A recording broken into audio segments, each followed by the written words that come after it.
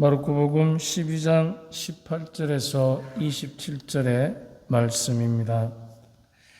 그때 부활이 없다고 주장하는 사두가이들이 예수님께 와서 물었다.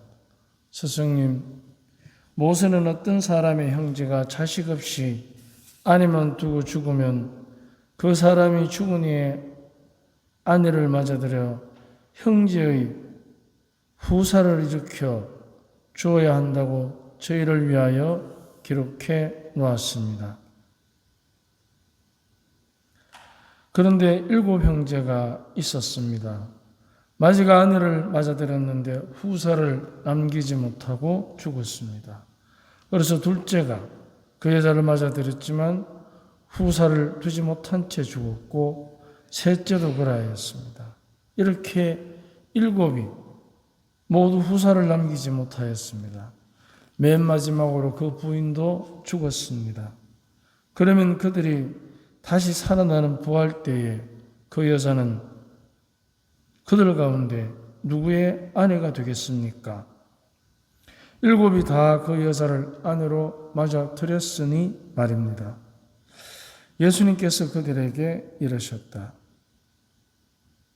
너희가 성경도 모르고 하느님의 능력도 모르니까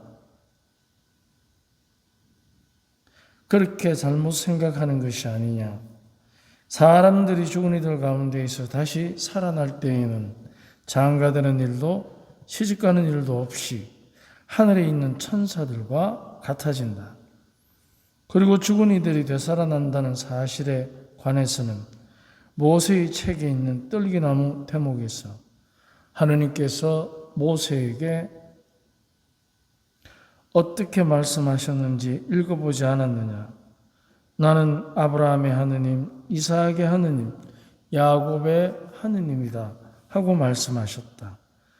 그분께서는 죽은 이들의 하느님이 아니라 산 이들의 하느님이시다. 너희는 크게 잘못 생각하는 것이다.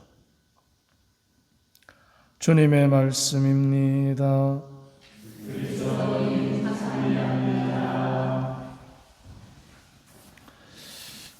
7 형제가 다 첫 형의 아내로 맞아들였다는 이 설정이 오늘 복음의 이야기에 나옵니다. 이런 일이 가능하겠습니까? 가능하다고 생각하십니까? 그렇다면 이런 이야기를 꺼내는 의도가 의심스러운 것입니다.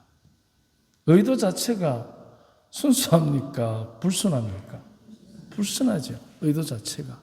그렇기 때문에 이 이야기를 가지고 하나님 나라에 관한 이야기를 한다는 것 자체가 이미 이 이야기는 불순한 의도에서 나온 의도가 아주 사악한 의도가 깔려 있는 것입니다. 그렇기 때문에 예수님께서 그들에게 분명하게 말씀을 해줍니다.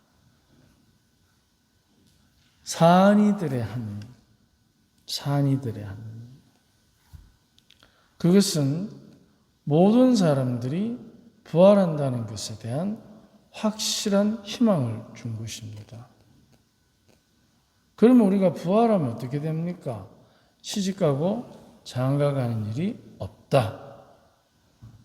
자, 그러면 분명히 우리가 이 세상에 하느님께서는 창세기 1장에 우리의 모습을 닮은 사람을 만들자. 이어서 남자와 여자로. 그럼 성경이 분명히 이 땅에서는 남자와 여자 둘이 한 몸. 이 섭리가 딱 주어진 것입니다. 그런데 이 섭리를 이제 이 세상에 살아있을 때, 그러면 이 세상을 떠나게 되면 시집가고 장가가는 일이 없는 상태. 그러면 그 상태는 이제 영적인 몸이 된다는 것입니다. 우리는 몸이라 하면 자꾸 이렇게 육신, 눈에 보이는 거, 시간과 공간의 제약을 받는 것, 이런 식의 개념을 갖기 때문에 부활한 몸에 대한 이미지 또는 부활한 몸에 대한 묵상이 굉장히 우리는 어려울 때가 있습니다. 하지만 시집가고 장가가는 일이 없다는 말 속에 남성과 여성이라는 성이라는 것은 이제 이 세상에 있을 때 각자의 가치, 출산과 노동이라는 그 가치를 실현하는 과정 속에서 반드시 사람이 거쳐야 하는 하느님의 섭리. 그리고 그 섭리가 이제 성을 넘어서는, 그래서 천사와 같아지는 섭리. 이 두 가지가 우리에게는 무한한 삶의 변화의 가능성으로 주어져 있다는 것입니다. 그래서 단순히 누구의 아내가 되고 안 되고 이게 중요한 게 아니라 더 중요한 것은 하느님의 섭리 속에 우리가 지금은 육신을 갖고 있지만 육신의 허물을, 이 육신을 벗어나고 나면 부활한 몸, 그 안에서 이제 모든 행복의 조건들이 달라지는 것입니다. 어떻게 달라지느냐? 육체의 제약을 받지 않는 행복의 상태. 그래서 우리도 살아가면서 남성, 여성을 넘어서서 인간성,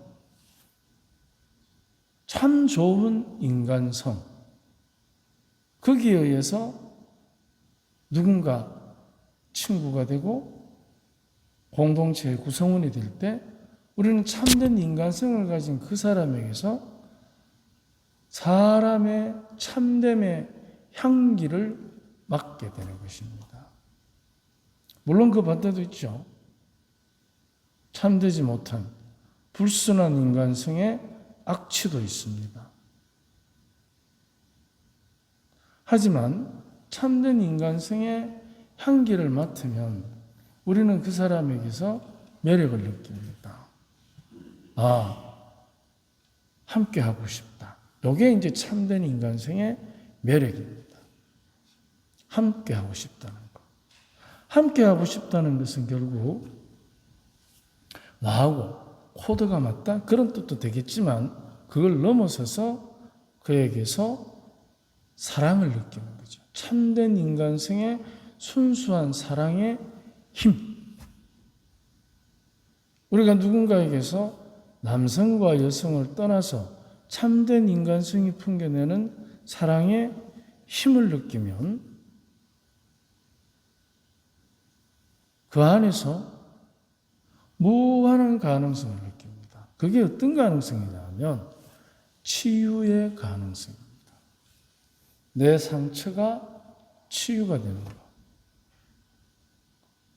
그래서 참된 인간성의 향기를 풍기는 사람과 함께 있으면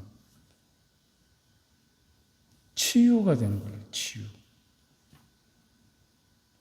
우리는 누구나가 상처의 흔적을 안고 있습니다. 왜냐하면 우리들 각자가 완벽하지 않고 미숙하기 때문입니다. 누가 죽일 듯이 나빠서 나를 학대해서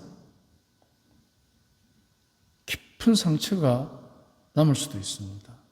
하지만 대부분이 그런 짓을 저지르는 사람이나 당하는 사람이나 우리 모두는 미숙합니다. 그래서 상처의 원인은 악한 것도 있겠지만 그 악한 것을 악한 것으로 치부하고 비난하고 내버려 두는, 그래서는 그 악함이 해결이 안 됩니다. 그 악함을 악하게 치부하는 것이 아니라 미성숙된 상태로 인정을 해주면 거기에서부터 악함에서 벗어날 수 있는 힘을 우리가 나눌 수가 있습니다. 그런데 우리는 너무 쉽게 나에게 상처 준 사람을 악한 쪽으로 치부해놓고 계속해서 우리는 악하게 그를 바라봅니다. 그렇게 되면 나나 상처 준 그 사람이나 둘 다 치유가 안 됩니다. 벌은 받겠죠. 거기에 합당한 책임은 지겠죠. 하지만 치유는 안 됩니다. 그래서 치유는 서로의 미숙함을 인정할 때, 그때부터 이제 잘못된 행동에 대한 벌과 책임 지겠지만, 그러나 치유는 서로가 서로의 미숙함을 인정하는 데서부터 시작이 되는 것입니다. 우리가 미숙하기 때문에 악한 것을 악한 것으로 치부하고 그것을 이겨내기가 어려운 것입니다. 그렇다면 이 미숙함을 채워주는 것이 바로 사랑의 힘입니다. 그리고 그 사랑의 힘이 품어나올 때 우리는 그 사람에게서 참된 사람의 향기를 맡게 되는 것입니다. 이것이 바로 사안이들의 하느님이신 주님 함께 있을 때, 바로 그분과 함께 있는 그 천사와 같이 된 사람들, 불순한 의도 없이 순수한 의도를 가지고 나아가서 그 순수한 의도 속에서 계속해서 머물기를 원하는 사람, 이것은 시집가고 장가가는 일보다 더 중요한 삶의 에너지입니다. 바로 지금 주님께서는 그 말씀을 하고 계시는 것입니다. 누구의 아내가 되고 안 되고 그것은 두 번째 문제입니다. 그래서 이런 질문을 하는 사람들이 가지고 있는 불순한 의도, 그 의도에서 이 사람들이 벗어나도록 바로 참된 사람의 향기를 주님께서는 그들에게 전하고 계시는 것입니다. 뭘 넘어서서 이 세상에서 우리가 살아가야 되는 시간과 공간의 제약 속에서 살아가야 되는 육체적 한계를 가진 우리들의 삶의 시각에서 벗어나서 그것을 넘어서서 참된 사람의 행복이 어떤 것인지를 지금 전해주고 계시는 것입니다. 주님께 이런 질문을 하는 사도가 역시 이들도 미숙한 사람들입니다. 그렇기 때문에 그들이 가지는 불순한 의도, 그것을 악하다고 팽개쳐버리지 않고 그들에게 하느님의 뜻, 진정한 하느님의 섭리를 주님께서는 전하고 계시는 것입니다. 우리가 하느님의 자녀로서 부활한 기쁨, 그 기쁨을 희망으로 삼고 있는 우리에게 이미 부활한 것처럼 살아갈 수 있는 삶의 기쁨, 그것은 그 무엇보다도 참된 사람의 향기 속에 살아있다는 것, 다시 한번 우리가 묵상해 보면 좋겠습니다. 그래서 서로가 서로에게 미숙함을 인정하면서 치유의 기쁨을 나누는 하느님의 자녀들, 우리 함께 살아계신 하느님 안에서 기쁘게 하느님의 자녀로 부활한 것처럼 오늘 하루를 살아갑시다. 아멘.